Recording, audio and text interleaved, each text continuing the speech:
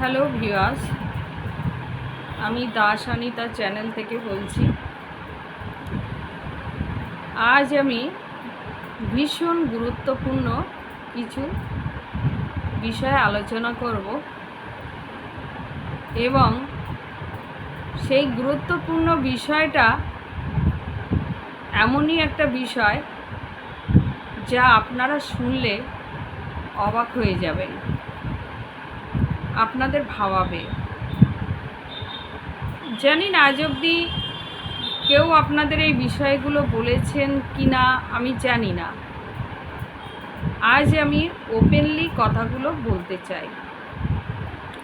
দেখুন, আমি আপনার অজান্তে অনেক গুপ্তভাবে আমাদের ঘরে চোর বসবাস করে বা সমস্ত আপনার বায়োডাটা কালেক্ট করে, মানে আপনার উপরে নজরদারি রাখে। আপনি কি বলেন না বলেন সব শোনে এবং সব কিছু শুনে আপনার সমস্ত কাজকর্ম নষ্ট করে দেয়, সেটা আপনি জানেন না। তো চলুন সেই অজানা চোরটাই বাকে বা অজানা সেই ব্যক্তিটাকে তবে শুনুন। সেটা আর কেউ না, প্রেত। আপনার ঘরে প্রেত বসবাস করছে, আপনি কিন্তু জানেন না। প্রেত এমনই একটা নেগেটিভ শক্তি, এমনই একটা শক্তিশালী। এই প্রেত ঠিক মানুষের অপোজিট এরা ধরে নিন। প্রেত এত শক্তিশালী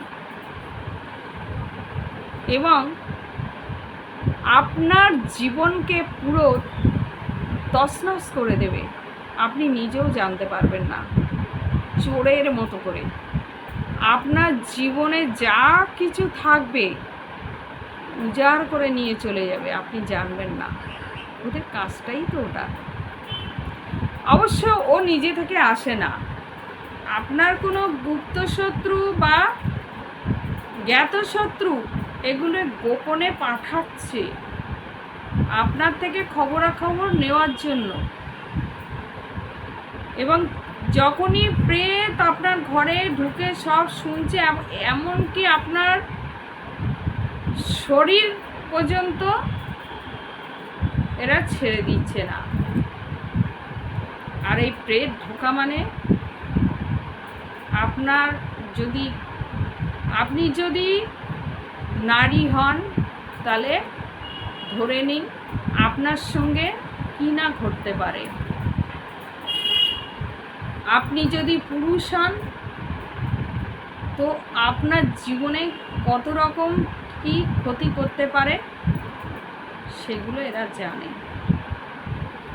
তো কিভাবে ক্ষতি করে?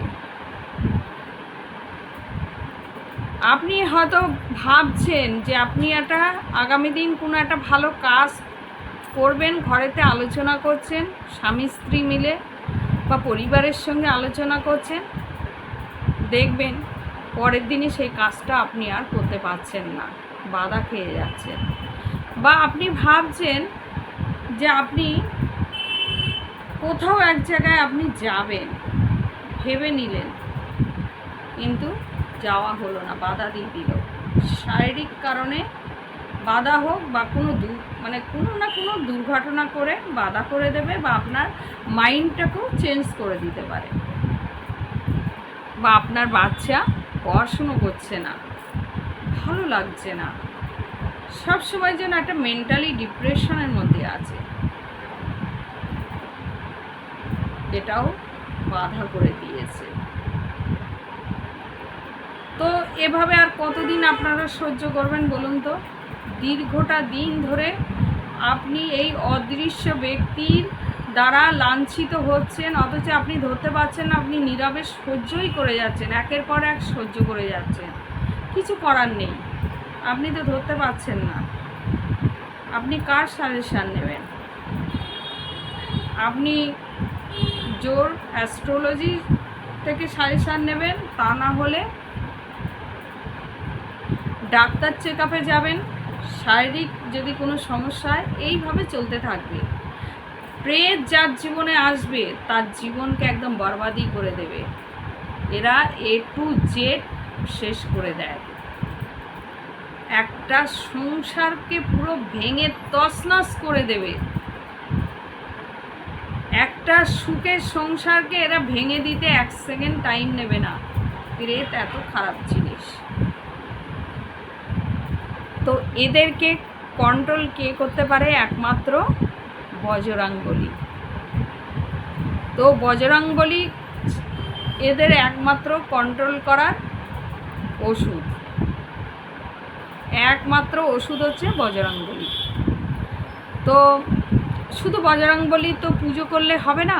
আপনারা হয়তো ঘরে পুজো করলেন, মন্দিরে বা পুজো করলেন, কিন্তু পুজোর সাথে সাথে কিছু ক্রিয়া আছে, সেটাকে আপনাকে করতে হবে, যেটার দ্বারা বজরংবলীকে ক্রোধে ফেলে দেওয়া হয়, যাতে সেই ক্রোধের বশে উনি ওগুলোকে কাজগুলো করতে থাকেন। তো চলুন জানা যাক ক্রিয়াটা কি। ক্রিয়াটা হচ্ছে, যদি কারুর ঘরে এরকম ধরনের প্রেত বাধা করা থাকে, তো আপনারা মঙ্গলবার ধরে করবেন এই ক্রিয়াটা। একটা জটালা নারকেল কিনবেন। নারকেলের তলায় সবসময় যেন সুচ যেটা থাকে ওটা থাকে, ভাঙা না থাকে, আমি এটা সবসময় বলি। এবং একটা লাল শালু কাপড় নেবেন। বজরংবলীর ধাগা কিনবেন, দশকর্মাতে এই ধাগা পেয়ে যাবেন।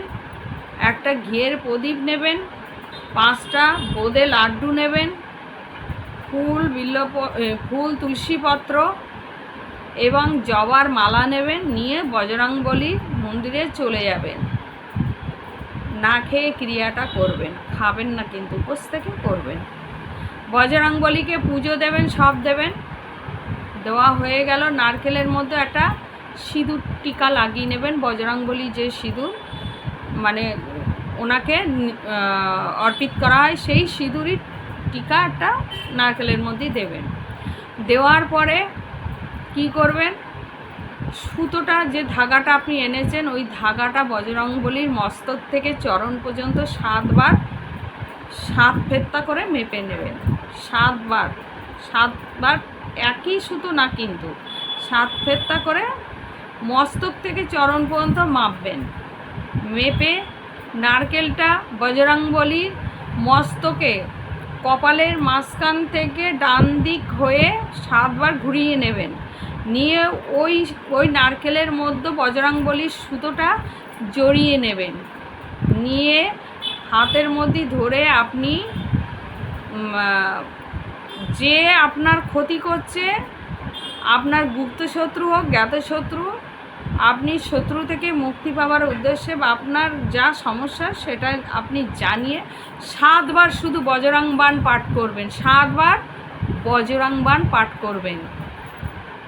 বজরংবাণ 7 বার পাঠ করে ওই নারকেলটা, যেটা ধাগা বাঁধা নারকেল, ওটা নিয়ে আসবেন, লাল শালু কাপড়ে জড়িয়ে আপনার মেন দরজায়, যেখানে মেন দরজা থেকে আপনি বেরান, সেই দরজার মাঝখানে ওটাকে টানিয়ে দেবেন। কোনো প্রেত বাধা থাকলে সরে যাবে। কোনো প্রেত আপনাদের না শরীরে থাকবে না ঘরে থাকতে পারবে, কারোর ক্ষমতা থাকবে না। কারণ ওখানে বজরংবলী কৃপা আছে, বজরংবলীর দৃষ্টি আছে, উনি ক্রোধে আছে। মানে প্রেত ঢুকতে গেলে ওনাকে চিন্তা করে ঢুকতে হবে, এবং যখনই দেখবে দূর থেকে পালাবে, ধারেও আসবে না। এই ক্রিয়াটা ভীষণ কার্যকারী ক্রিয়া, এবং আপনারা করে দেখুন, 100% সাকসেস হবেন। তো আমার এই ক্রিয়াটা যদি করে আপনারা সত্যি উপকৃত হন, অবশ্যই আমাকে সাবস্ক্রাইব করবেন আর একটু বেশি বেশি করে শেয়ার করবেন এবং কমেন্টের মাধ্যমে জানাবেন। তাহলে আমি নতুন নতুন ভিডিও করতে উৎসাহ পাও। যদিও আমার চ্যানেলটা এখন ছোট, আপনাদের উৎসাহ দিয়েই আমি এই চ্যানেলটা আগে বাড়াতে পারবো। জয় শ্রীরাম।